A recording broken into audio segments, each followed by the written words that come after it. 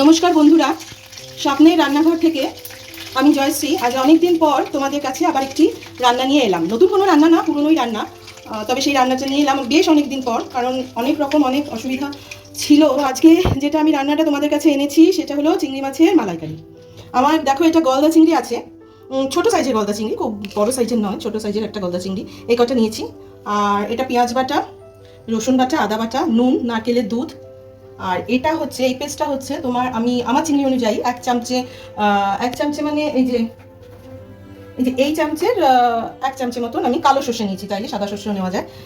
তাহলে কাজু বাদাম, টক দই, আর হচ্ছে কালো সর্ষে, কাঁচা লঙ্কা দিয়ে পেস্ট করে রেখে দিয়েছি।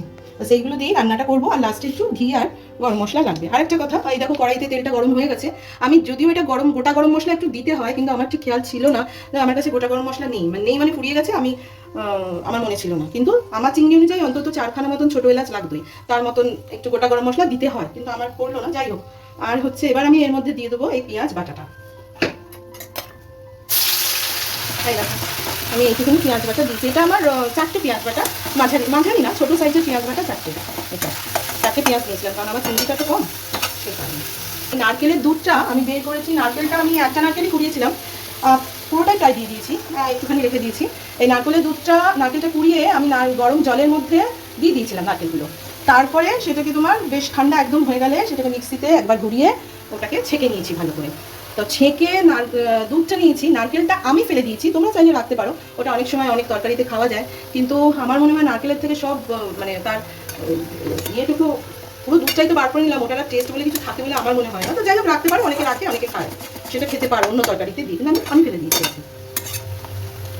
পেঁয়াজটা আমার একটু ভাজা ভাজা হবে। এটা রসুন আর আদা মিশিয়ে এইটুকুনি দিচ্ছি। এটা আবার একটু নাড়বো, নেড়ে তারপর এটা একটু নাড়া হলে আমি এই পেস্টটা দিয়ে দেবো। এবার আমি এই পেস্টটা দিয়ে দেবো।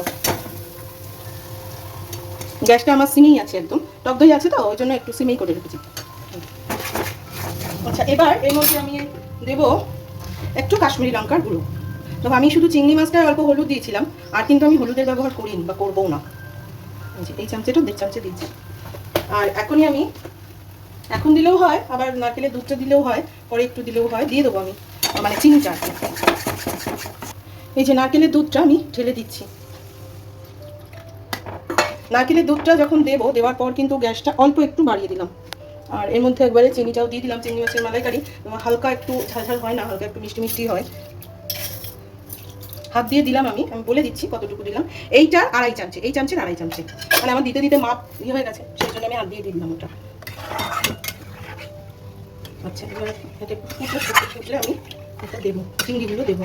আর ঘি গরম মশলা তো পরে নামানোর শেষে। আচ্ছা, এই দেখো, এই নুনটা আমি দিয়ে দিলাম। এরপর চিংড়িগুলোও দিয়ে দেবো। এটা ফুটে যাওয়ার পর আমি এই নুনটা দিলাম, তারপর আমি চিংড়িগুলো দিয়ে দেবো, দিয়ে আবার ফোটাবো। আর একটা কথা বলি, তোমরা যারা আমার চ্যানেলটাকে এখনও সাবস্ক্রাইব করোনি, তারা আমার চ্যানেলটাকে সাবস্ক্রাইব করে দিও। আর রান্নাটা যদি ভালো লাগে তাহলে ভিডিওটাকে লাইক ও শেয়ার করে দিও।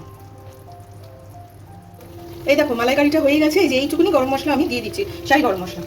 আচ্ছা, আর 1 চামচের মতন, ছোটো চামচের 1 চামচে ঘি দিয়ে দেবো, দিয়ে নামিয়ে দেবো।